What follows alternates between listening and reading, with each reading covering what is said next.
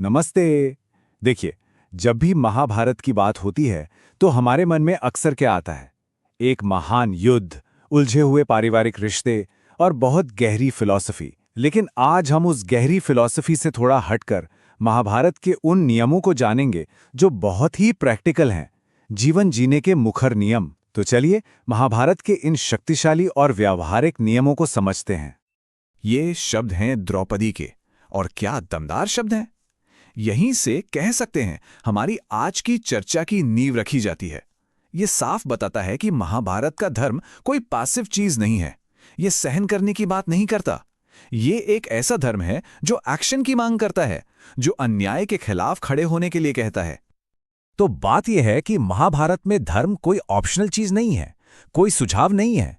ये कर्तव्यों का, जिम्मेदारियों का एक बहुत ही कठोर और अटल विधान है।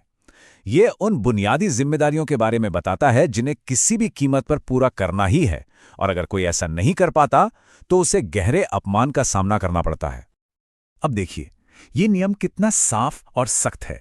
अगर एक पति अपनी पत्नी की रक्षा नहीं कर पाता तो ये सिर्फ एक गलती नहीं है, ये उसके क्षत्रिय होने के वजूद पर ही सवाल उठा देता है। कहा गया है कि उसे अपना गांडीव गंगा में फेंक देना चाहिए और नाच गाकर अपनी जिंदगी गुजारनी चाहिए, क्योंकि वो अपनी सबसे बुनियादी जिम्मेदारी निभाने में नाकाम रहा। और ये जिम्मेदारी पिता के लिए तो और भी बड़ी हो जाती है। पिता के लिए तो चुप बैठना कोई विकल्प ही नहीं है। द्रौपदी कहती है कि उसका पिता उस इंसान को खत्म किए बिना घर नहीं लौटेगा जिसने उसकी इज्जत पर हाथ डाला है, और अगर कोशिश करते हुए वो मर भी गया तो कम से कम 10,000 लोगों को अपने साथ लेकर मरेगा। मतलब एक्शन न लेना ही सबसे बड़ा अपमान है। और ये सिलसिला सिर्फ पति या पिता पर नहीं रुकता, भाई के लिए भी उतने ही कड़े नियम हैं। एक भाई का कर्तव्य है कि वो अपनी बहन के शरीर के उस हिस्से को जिसे छुआ गया है अपराधी के खून से पवित्र करे। सुनने में ये बहुत क्रूर लग सकता है, लेकिन ये उस दौर के सम्मान और कर्तव्य की गहराई को दिखाता है। तो ये तो हुई परिवार की बात, लेकिन क्या ये नियम सिर्फ घर तक ही सीमित हैं? नहीं, यहां तक कि गुरु जैसे नैतिक अधिकार वाले पदों पर बैठे लोगों को भी न्याय के इसी कठोर एक्टिव स्टैंडर्ड पर परखा जाता है।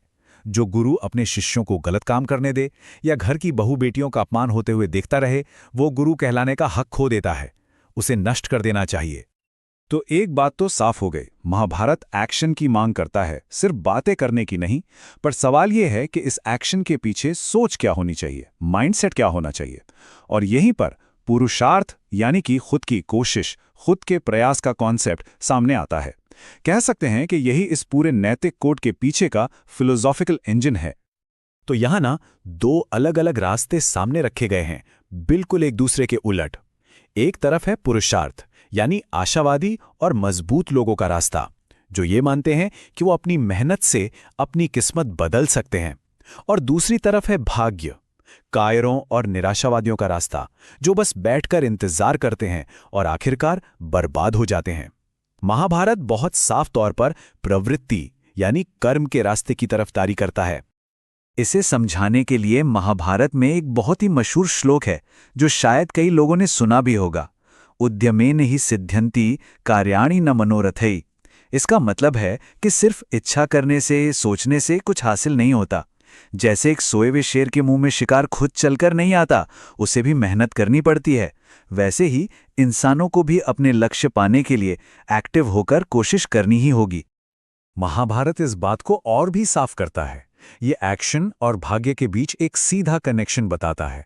अगर कोई सो रहा है तो उसकी किस्मत भी सो रही है। अगर कोई बस बैठा हुआ है तो उसकी किस्मत भी बैठी हुई है।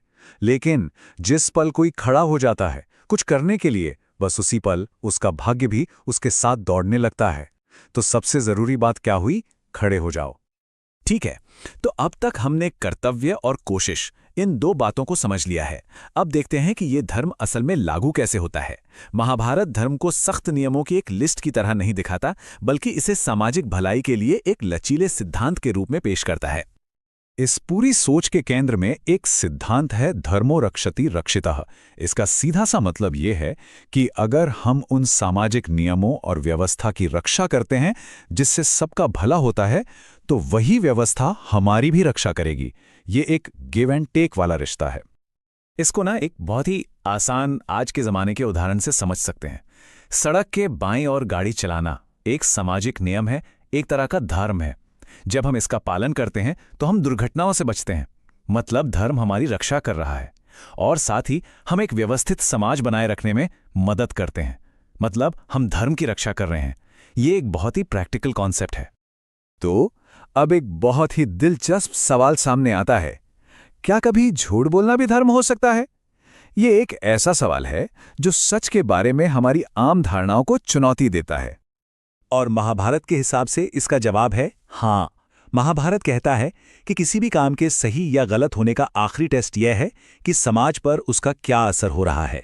अगर पूरी मानवता की भलाई के लिए या अपने देश को तबाही से बचाने के लिए झूठ बोलना जरूरी है तो वो झूठ ही धर्म बन जाता है। यहां नियत सबसे ऊपर है। चलिए अब आते हैं इस चर्चा के आखिरी और शायद सबसे हैरान करने वाले हिस्से पर। महाभारत धन बनाने को, वेल्थ क्रिएशन को न सिर्फ ठीक मानता है बल्कि एक जरूरी गुण मानता है। ये बात सीधे सीधे तपस्वी आदर्शों को चुनौती देती है। ये शब्द सीधे व्यास के हैं और सोचिए कितने चौंकाने वाले हैं। वो कह रहे हैं कि जो मुझे धन से दूर करता है वो असल में मुझे मेरे धर्म से दूर कर रहा है। मतलब बिना धन के धर्म का पालन करना नामुमकिन है। अगर किसी के पास अपने माता पिता की देखभाल करने, अपने बच्चों को खिलाने या समाज में योगदान देने के लिए रिसोर्सेज ही नहीं है तो वो अपना धर्म कैसे निभाएगा? इस बात को समझाने के लिए महाभारत एक बहुत पावरफुल मेटाफर इस्तेमाल करता है। कहता है कि बिना धन का इंसान एक सूखे तालाब जैसा है। एक धनहीन व्यक्ति समाज के किसी काम का नहीं है।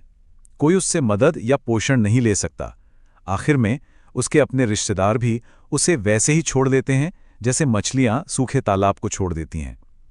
महाभारत गरीबी की महिमा नहीं गाता बल्कि इसे एक ऐसी हालत के रूप में देखता है जो इंसान को धर्म का पालन करने से रोकती है। तो फिर रास्ता क्या है? महाभारत इसके लिए धन को मैनेज करने का एक 4 कदमों वाला प्रोसेस बताता है। पहला, एक्टिव होकर धन कमाओ। दूसरा, उसे चोर, लुटेरों या नुकसान से बचाओ। तीसरा, उसे इन्वेस्ट करके बढ़ाओ। और चौथा, जो सबसे जरूरी है, उसे बांटो। लेकिन यहां एक बहुत जरूरी बात है। जो चौथा कदम है यानी धन को बांटना, वो आंख बंद करके नहीं करना है। ये पात्र के अनुसार होना चाहिए, यानी जिसे दिया जा रहा है उसकी क्षमता और योग्यता को देखकर। बिना सोचे समझे देना असल में अधर्म हो सकता है। इसे समझने के लिए एक छोटी सी कहानी है। एक राजा ने एक गरीब ब्राह्मण को एक हाथी दान में दे दिया। अब उस ब्राह्मण के पास हाथी को खिलाने के पैसे नहीं थे और उसका परिवार भूखा मरने लगा। अंत में राजा को उस ब्राह्मण के परिवार को नष्ट करने के लिए दंडित किया गया। सबक बिल्कुल साफ है। दान करते समय यह देखना बहुत जरूरी है कि जिसे दिया जा रहा है उसकी हालत और क्षमता क्या है। और यहीं पर आकर हमारी आज की चर्चा एक बहुत बड़े सवाल पे खत्म होती है। एक ऐसी दुनिया में जहां अक्सर पैसे और आध्यात्मिकता को एक दूसरे के खिलाफ देखा जाता है, महाभारत एक बिल्कुल अलग नजरिया पेश करता है। वो कहता है कि धन कमाना, उसकी रक्षा करना और फिर उसे समझदारी से बांटना, ये सब एक गहरा धार्मिक काम है। तो सवाल ये है कि आज की दुनिया में क्या आर्थिक सफलता और एक नैतिक जीवन सच में एक ही सिक्के के 2 पहलू हैं? वीडियो पसंद आए तो साइकोजीनियस चैनल को सब्सक्राइब जरूर करें